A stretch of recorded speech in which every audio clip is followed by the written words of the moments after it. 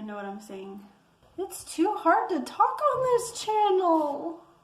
Ever since, like, starting to learn and come to grips with how badly Black people have been treated in America, and then going further back and and learning about so many things and seeing how little a lot of Christianity has done to stop the bad treatment of people, and how much it's done to promote hurting minorities.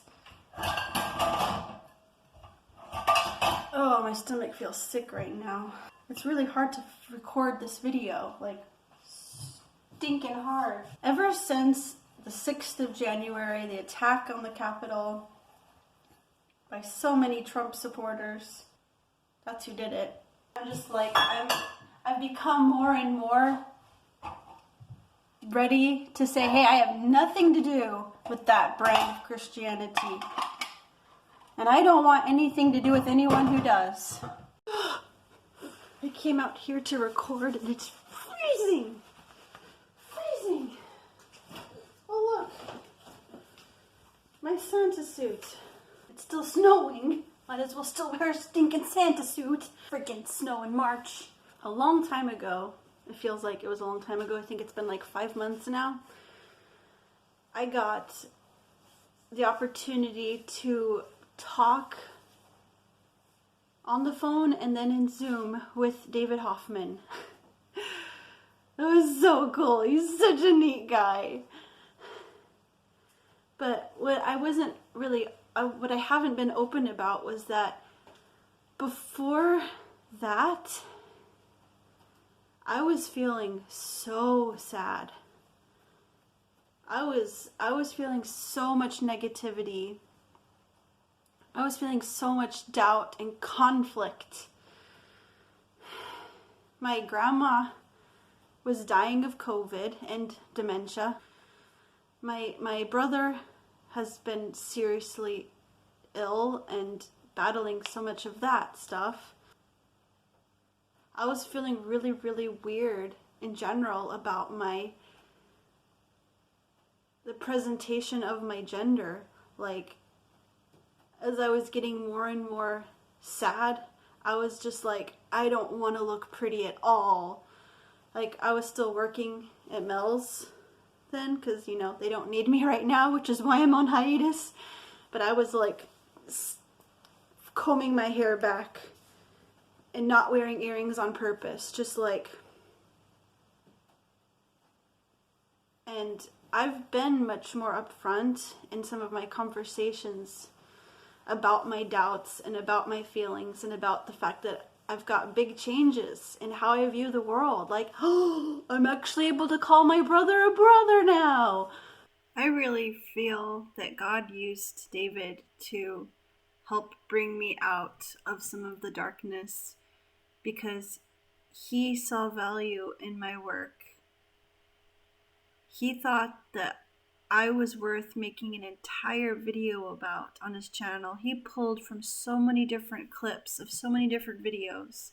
And I was like, nobody's making him. He doesn't know me, so he's obviously not saying it just to make me feel good.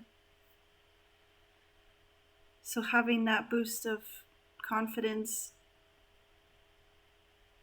I guess, kind of changed my life. But I feel when I looked back on the conversations I had done up to that point, I had not been so. This was the first time, talking to him was the first time that I was really open about some controversial things. And then the can of worms was opened. And it's getting opened even further. I can't live an authentic, compassionate life, striving for positivity and towards the way that I truly believe God to be, while carrying the burden of what they think. I want to share, there's this amazing book, Unraptured, by Zach Hunt, How End Times Theology Gets It Wrong. I briefly mentioned it in my conversation with Dale Norman, who made an amazing documentary about the rapture and the problems with dispensationalism. Highly recommend that. It's a long documentary, but boy, this guy goes deep. In the end of this book, he talks about apocalyptic love. And this is how he explains it. It not just any love, but the kind of enemy-loving, other-welcoming, justice-giving apocalyptic love described by Paul and lived out by Jesus. This kind of love conquers the beast not as a roaring lion, but as a slaughtered lamb. This kind of love has power found not in oppression and conquest, but in humility, servitude, and death to self. It's the kind of love found in the apocalypse of Matthew 25, that loves and cares for the least of these. It's the kind of love that drives out fear to welcome refugees from war-torn lands. It's the kind of love that mourns for the plight of desperate immigrants fleeing poverty and violence by making them our neighbors instead of criminals. It's the kind of love that doesn't blame the poor for being poor, but instead makes their welfare our burden to carry. It's the kind of love that cares for the sick regardless of their ability to pay. The kind of love that feeds the hungry and quenches the thirst of the thirsty regardless of who they are, where they come from, what they've done, why they hunger or thirst, or what they'll do afterward. It's the kind of love that clothes the naked just as God clothed us in the garden. It's the kind of love that sees prisoners as people in need of redemption instead of villains without hope. It's the kind of love that welcomes the other, whether they be people of other faiths, other genders, other sexualities, other countries, other languages, or other races, and welcomes them with open arms, making a space for them at the table and treating them as equal bearers of the image of God. It's the kind of love that declares the truth of revelation by living it out in the present. The kind of love that inspires a faith worth believing in. The kind of love that builds a church worth belonging to. The kind of love that reveals a Jesus worth following. I feel like I've been so on edge in a lot of my conversations because I've been carrying this fear and negativity and doubt in the same headspace as just wanting to break out of the old patterns. So I've got some conversations coming up that are going to make people mad, that are going to make people disappointed, that are going to make people leave, and that's okay. That's really okay. What matters is what my friend Kamga was talking to today. I was talking with my friend Kamga today, and he was really coaching me towards the positivity that is finding what is right, finding what is positive, what can be learned out of something that is dark and sad and discouraging, but fighting to find that positive aspect.